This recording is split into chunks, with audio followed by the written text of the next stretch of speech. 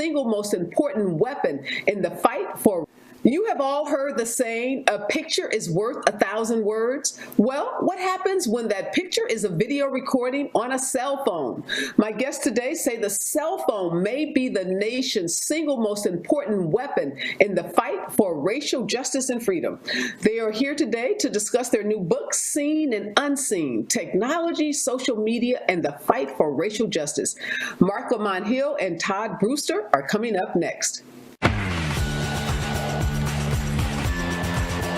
Live from Los Angeles, this is the Special Report with Areva Martin. Hey guys, I'm so excited to have you joining me this morning. Of course, this is award-winning journalist and Temple University professor and owner of Uncle Bobby's Coffee and Books, Marc Lamont, and he's joined by award-winning journalist, author, and historian Todd Brewster. Todd and Marc, thank you so much for sitting down with me to talk about this incredible new book. And first of all, just congratulations on the book. I'll start with you, Todd. What has it been like? I know the book's been out about a week now, and you've been doing events, you've been talking to folks like me, and you've been really sharing the message about this book, Seen and Unseen. What has the last week been like for you?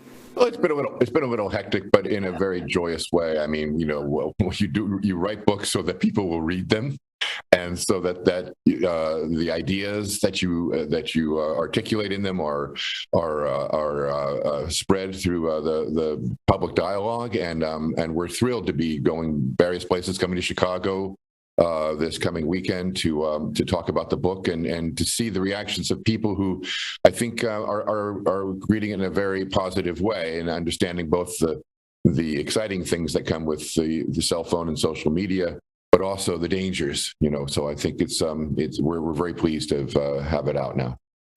So, Marc, I'll ask you, the book is landing, and it's a book about social justice. It's a book about rights and freedoms and liberties.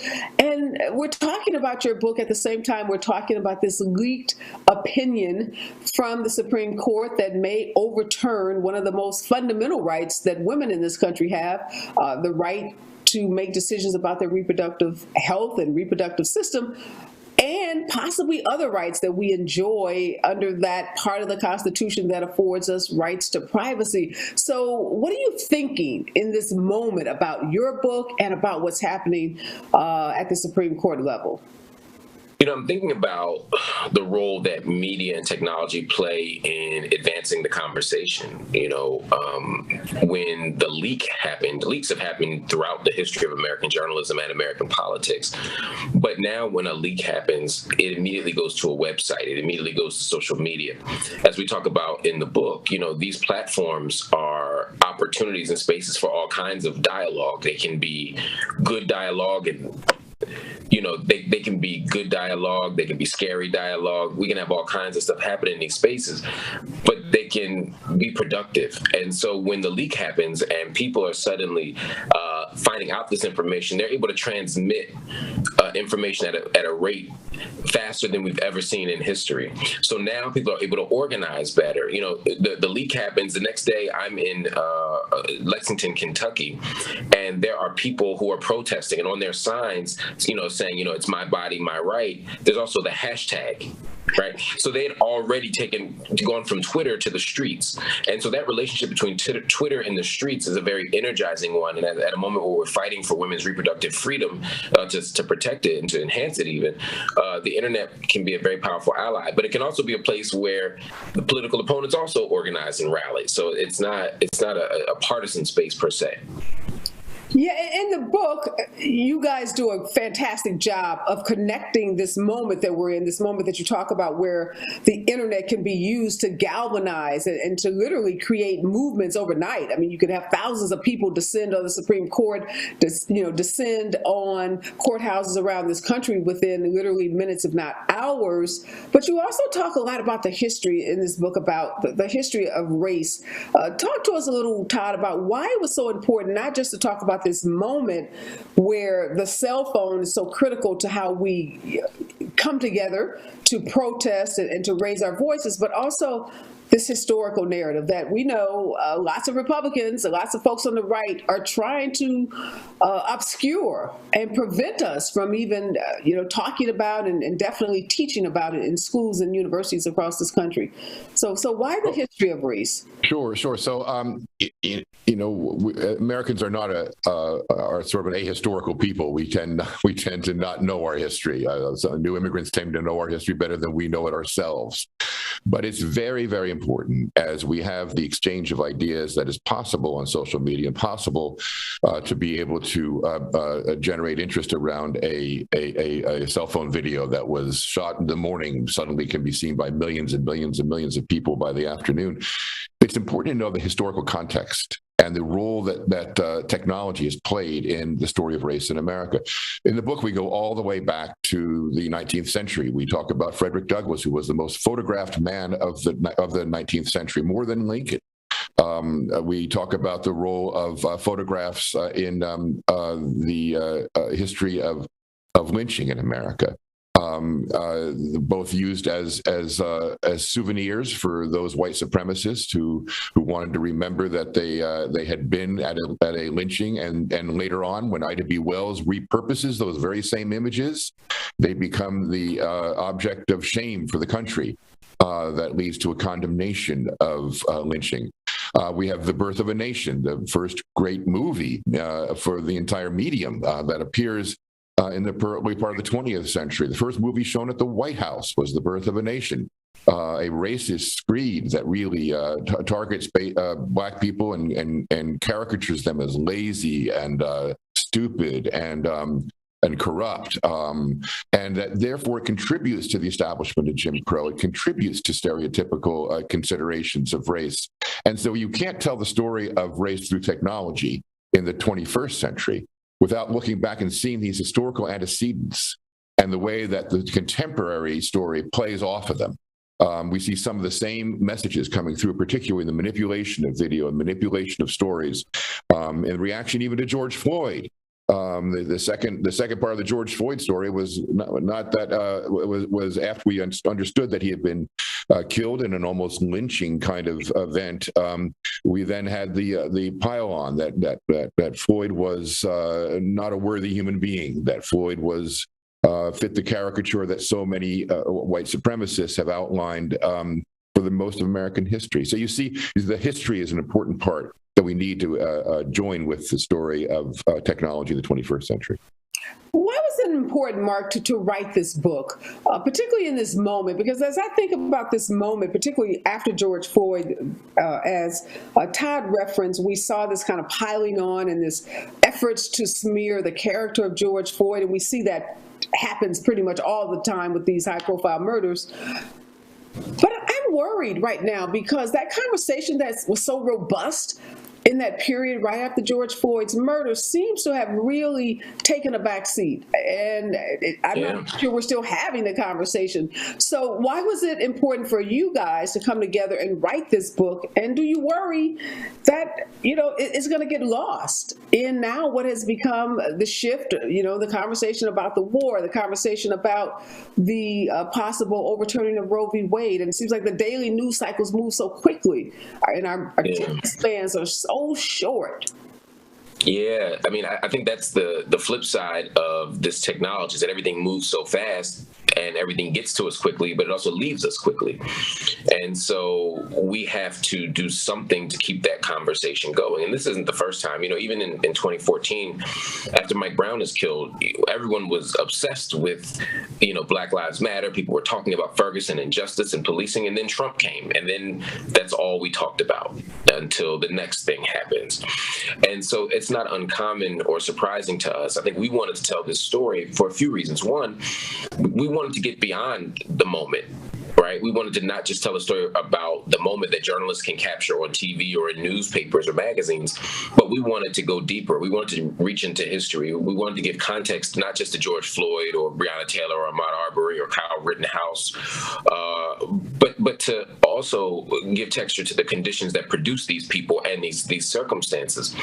But we also wanted to answer the why question, which is a powerful, very simple word that starts the opening chapter, but also forces this nation to come to terms with its own racial wounds.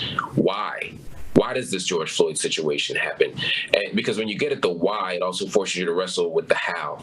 It forces you to look at systems and structures and histories and ideologies and beliefs and developments and setbacks and advances and so forth.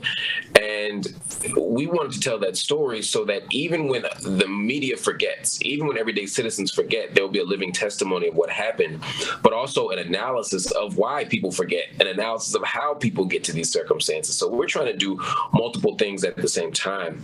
And I think we do a good job of it. The reader will let us know for sure.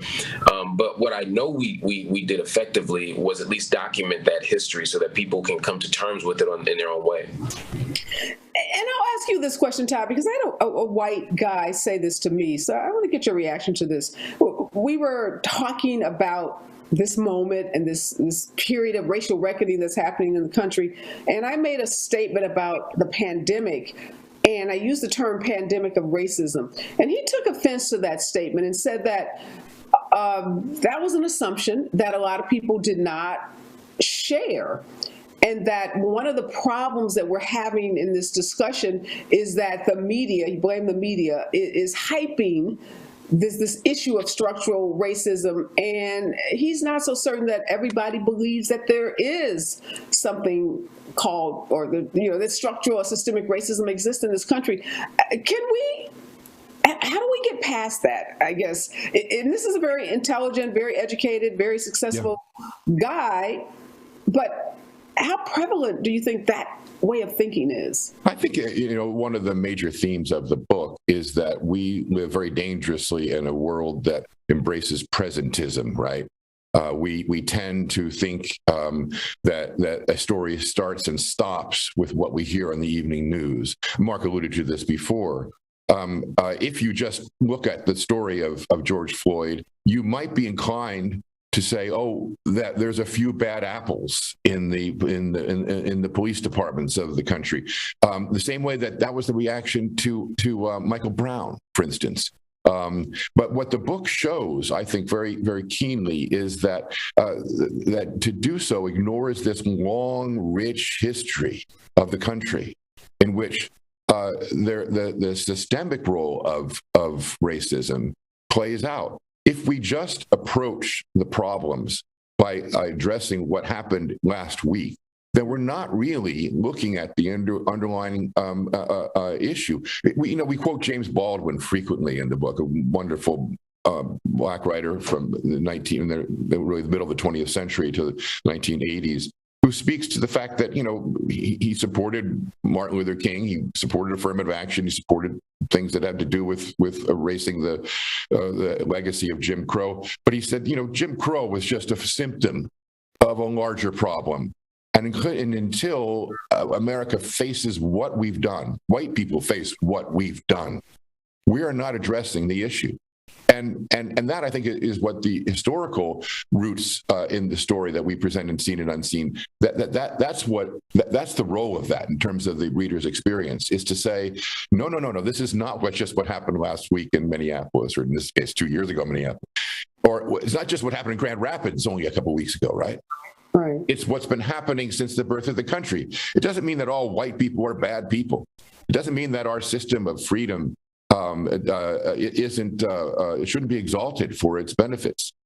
It does mean that freedom and equality, the two principal impulses of the American story, need to be seen side by side, and that need to be seen for our historical playing out of that story over the past 200 some years. Marc, in some ways what this guy was saying was he's sick of hearing about race and the problems of America with respect to race, and let's get on to the solution. Have you had people say that to you? And if so, how would you respond to that? Well, first of all, yes, every day. Every day I hear those people, and some of them are even black, who say, let's keep this thing moving. We're tired of hearing about race. We're tired of hearing about the problem. In some ways, That sentiment undergirds a lot of the conversation around 1619 Project, around critical race theory. There are people who are saying, we don't want to hear this stuff. They may not say it explicitly, but underneath what they're saying often is, I don't want to be talked about in this way. I don't want to be framed as a purveyor of violence or purveyor of privilege or power. Let's just talk about building that colorblind society. Let's talk about building the perfect or perfected democracy. And I don't want to keep going back to what my ancestors did and ancestors did, nor do I want to talk about necessarily the racist problems now, because as Todd alluded to, we often frame it in the context of bad apples, of outliers, of bad people within good systems, right? And the problem with that approach, and what I say to those people, is that we can't ever, and this again brings Baldwin right back up again, is we can't change this until we face it. We have to be willing to be honest about who we are. And we live in a country that grows old but doesn't grow up. We don't want to be mature around race. We don't want to acknowledge power and privilege. We don't want to talk about this as a settler colonial state. We don't want to talk about this as a nation whose original sins are rooted in the exploitation and racialization of African people who were brought here and enslaved. And if we can't talk about that, if we're ashamed of that, but not so ashamed that we give stuff back, not so ashamed that we redistribute resources, just ashamed enough that we don't want to talk about it. You know, it's like I got cousins that say, you know, I'm not going to work for minimum wage, which I respect, but they're not too proud to borrow money from me. You know, it's that tightrope you got to walk sometimes. And America's like that. You know, we're really ashamed of this slavery race stuff. We don't want to talk about it. You gonna make it even? Oh, no, we ain't that ashamed. And so this becomes part of the challenge. And so we have to constantly force ourselves to be more mature, to be more accountable, to be more honest, right? To be more honest about who we are and what we are. And at a moment where, as you talk about, a pandemic of racism emerges, we have to say, okay, what is it about this historical juncture? What is it about this moment in history that is not just reflecting our ugly past, but also producing new wounds, right? The pandemic itself, COVID, produces new wounds, right? The George Floyd situation produces new wounds. Breonna Taylor produces new wounds. And so we have to be accountable to them too. And so I say to them, if you're going to be honest about, or sincere rather, about changing this country, if you're going to be sincere about giving us, as we write in the last chapter, another chance, then you got to be willing to be honest and confront the stuff that scares you. Let me add something to that, if I can kind of read. The idea that we're living through a pandemic of racism. Well, I would say it's just that to follow out the metaphor here, it's just that the hospital tools have finally arrived to show us the racism that has been a pandemic for nearly 250 years. You know, one of the things that we have to come to terms with about videos is that it's not that the video was there to capture something unusual. The video was there to capture something that has been going on for a very long time, but there were not the tools to record it. Yeah, no, that's so true. And that brings me to my next point. Just last week here in Los Angeles, we acknowledged the 30-year anniversary of that horrible video of the beating of Rodney King. When you think about that video and what happened to those cops, the 4 cops that were acquitted in that Simi Valley courthouse, and then the civil unrest that occurred in Los Angeles afterwards, the billions of dollars of damage that was done, the communities that were devastated. What was the difference in the Rodney King video from you guys' perspective? And then moving forward 30 years, 2 years ago, the George Floyd video, the Ahmaud Arbery video. Speak to me about what the differences were. Well, I would say, just right off, I'm sure Marc will have a comment on this. The fellow who recorded that was, I believe, an immigrant from South America who has a fascination with cameras and happened to be looking out his window and saw this, and they just had his new video camera and decided, why don't I just record this? Well, fast forward to 2020 with George Floyd. We all carry around that equipment in our pockets, meaning that you don't have to be a professional photographer. He wanted to be a professional. I think he ended up being a plumber, but he wanted to be a professional photographer. And so he got all this equipment. we all carry around this professional style equipment with us. So the democratization of the media has allowed, and the pervasiveness of the media has allowed it to be possible that Darnella Frazier, walking past the incident with George Floyd, could pull out production level camera equipment to record it in a way that means that every citizen has the opportunity to turn the surveillance state back on the state itself. And that's, I think, where we've come from the 30 years ago with Rodney King. Marc, anything to add to that? I think that's... Yeah, and Marc, as you think about that, but do you think that made a difference, the fact that Mr. Halliday, who unfortunately died of COVID himself last year... Yeah, he did, yeah. That he recorded it, as Todd said, as a person who was an amateur photographer, videographer, versus Darnella, who's walking around, and there were many other people at the bystanders to George Floyd's murder who had cell phones. Do you think that mattered in terms of what we saw as it relates to the outcome of the officers, Derek Chauvin, versus those 4 white officers? Or do you think that has more to do with where we are in history and our judicial system? I think that in 1991, the question of the benefit of the doubt was less controversial. Officers got the benefit of the doubt. When we saw the beating, many of us said, well, there ain't no doubt there. That's not a doubt situation. Somebody's getting beaten within an inch of their lives, and they're defenseless. But other people saw it differently. And the jury was persuaded by the defense attorneys to believe that Rodney King wasn't what we saw with our own eyes, but that he was the kind of amalgamation of all of our most deep and dark racist fantasies and fears and stereotypes, that Rodney King was a PCP addicted wild man who, had they let up on him for one moment, rather, he would have attacked the cops and run through and destroyed LA, right? I mean, this is the kind of narrative that they sold us. They also allowed us to believe, because of the extraordinariness of the video, I mean, who would be walking around with a camcorder in LA, right? I mean, the odds of walking around with a camcorder, having a VHS tape, a battery, a plug, and a crime to witness all at once was 1 in a million, right? So there was a way that this could be understood as an exceptional thing, right? Not because people were getting beaten in LA, but because nobody was getting videotape beating people in LA. Right. You fast forward 30 years, the difference to me isn't whether it's this gentleman or Darnella Frazier, but it's that we've seen so many incidents that it's hard to pretend that this isn't common. It's hard to suggest that, this was a 1 in a million case, because, as Todd said, everybody's got one of these phones and everybody's using these phones to record all kinds of stuff, including police-involved violence. So I think that's a big part of it. I think also we've seen the nation chip away at some of the propaganda that has pervaded us. I mean, if you start with the Keystone Cops in the middle part of the 20th century, that's probably the last moment where you had popular media framing cops, bungling idiots. Right after that, cops were heroes, cops were saviors, cops were on the right side of history. Cops were, even if they bent the rules, it was to save the day, right? And the only thing that could stand in their way was bad criminals and those stupid, pesky lawyers with their constitutional, technicalities.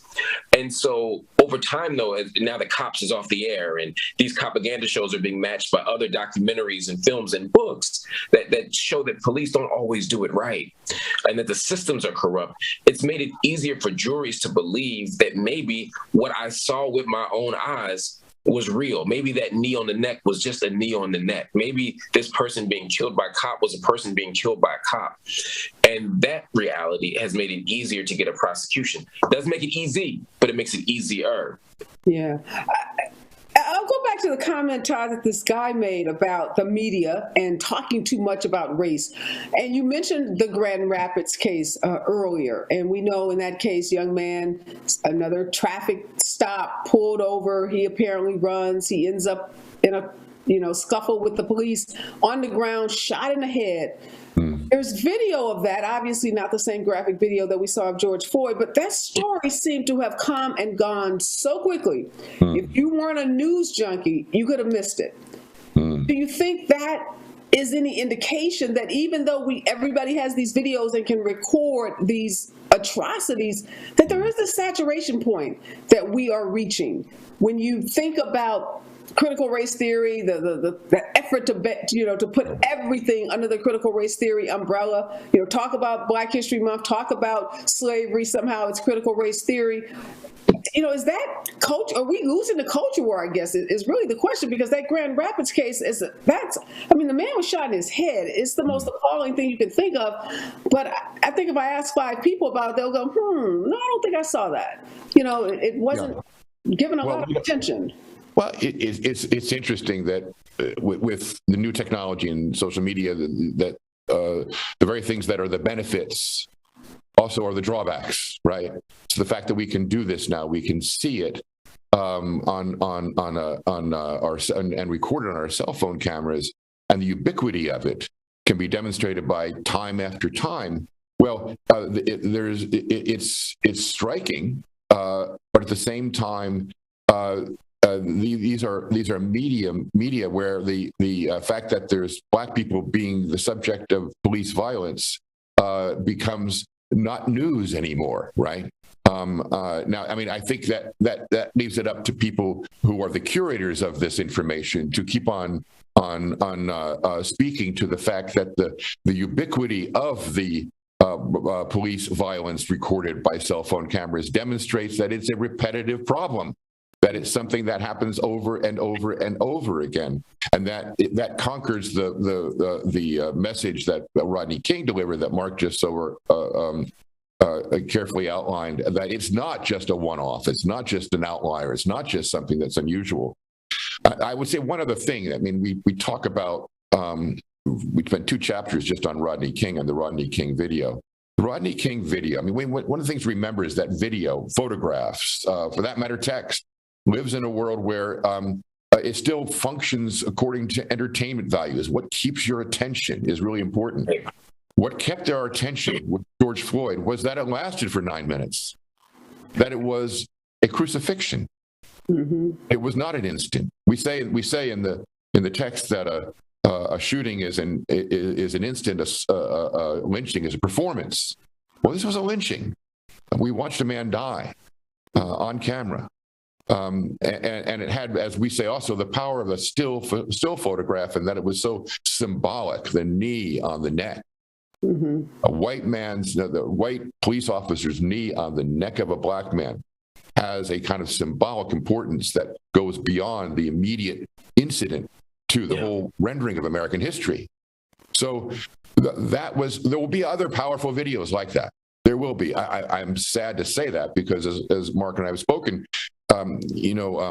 this story isn't going to go away.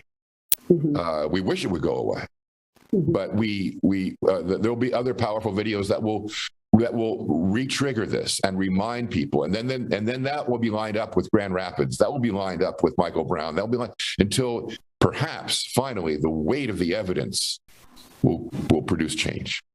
Let's talk about that change briefly, Marc. What do you hope this book accomplishes as you think about change? First, tell me what you think the change should be, and then how this book plays a part in that change process.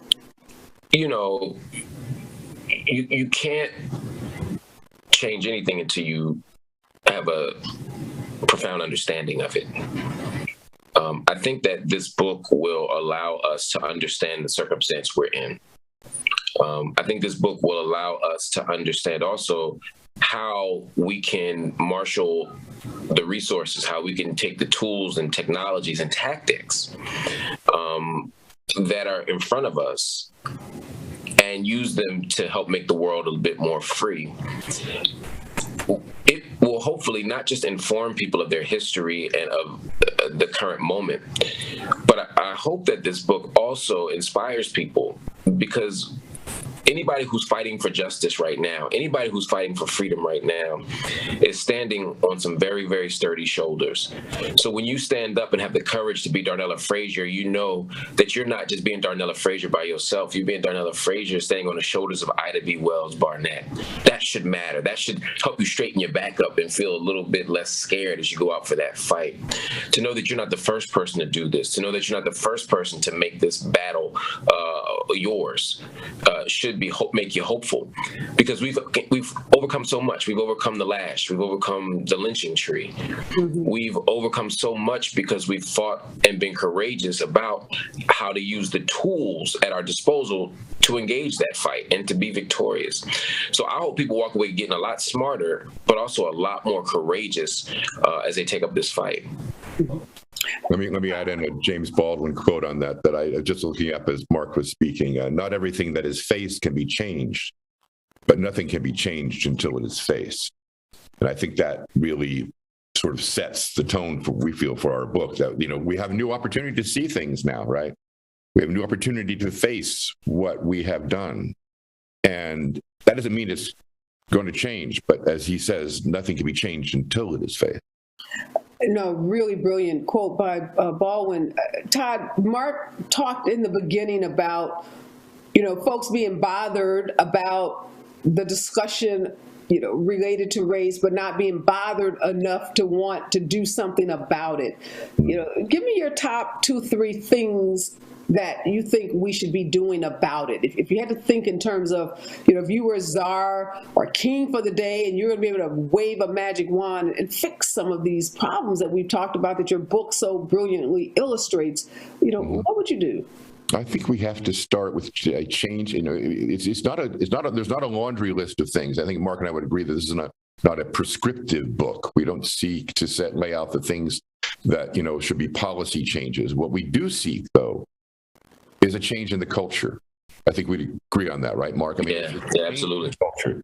It's the broader change, and it's the idea that we want to start the conversation in this productive way. We get asked a lot about most recently about the prospect for Elon Musk becoming the new owner of Twitter and opening up the medium to return to its unregulated status with respect to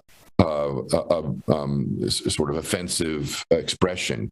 And to us, we raise issues about First Amendment, and I would say that the First Amendment was an idea of the founders principally to promote constructive conversation on the belief that when we honestly approach each other and we seek to be bettered and to better the world around us by what we say to each other, and we're willing to be changed by what we hear, now we're in a new place.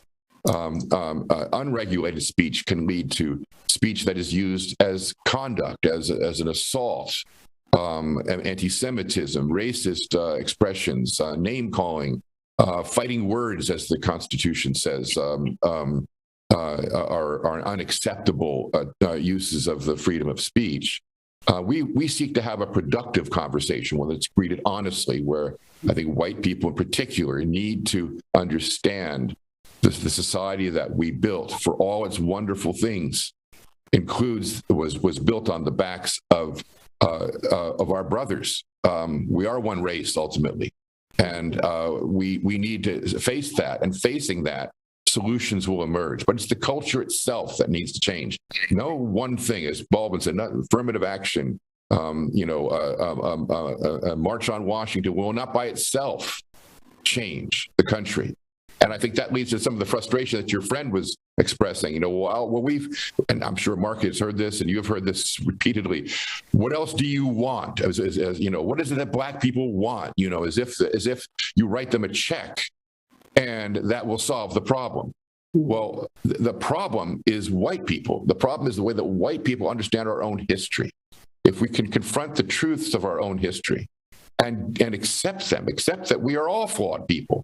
But we have been flawed in a way that has abused a race of people in our own very country, and abused in the process the principles that we believe in, which are foremost freedom and equality.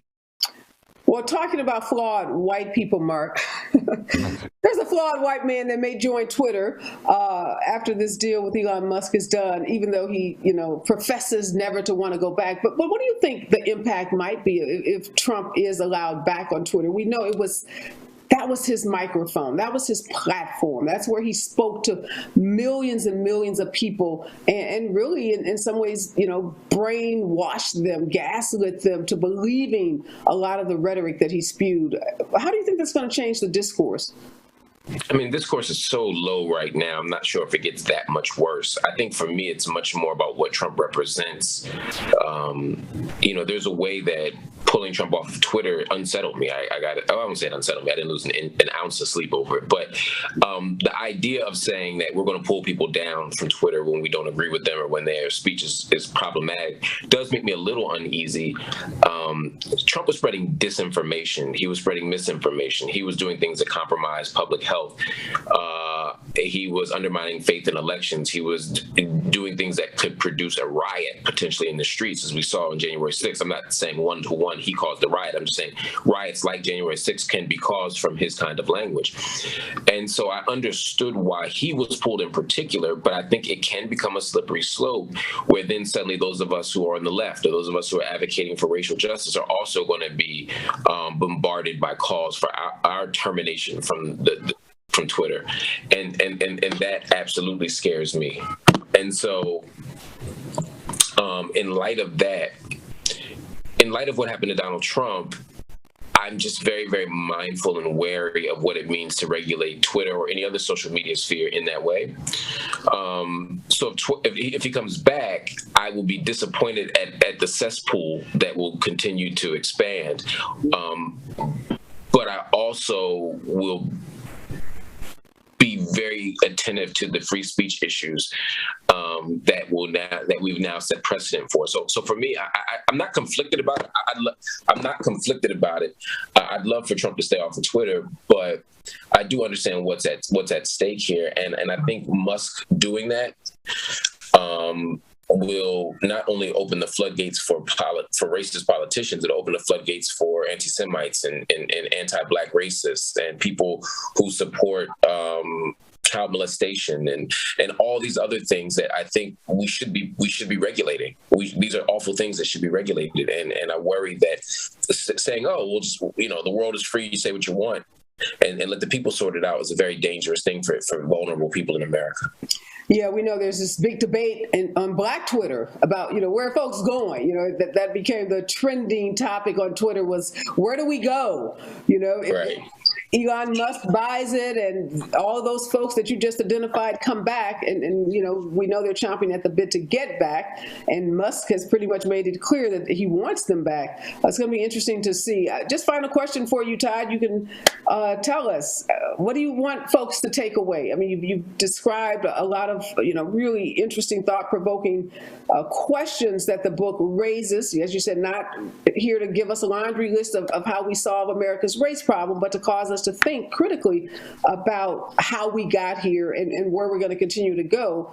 But if you had to give us a big takeaway for the reader. Yeah, the big takeaway, I think, would be that we are enjoying a moment where people who did not have a voice, who were not seen, are now seen. And there is every reason to celebrate that. That is an extraordinary thing. As we say in the book, Martin Luther King was a terrific organizer, but he could not wake up and tweet out a message to millions of people over breakfast.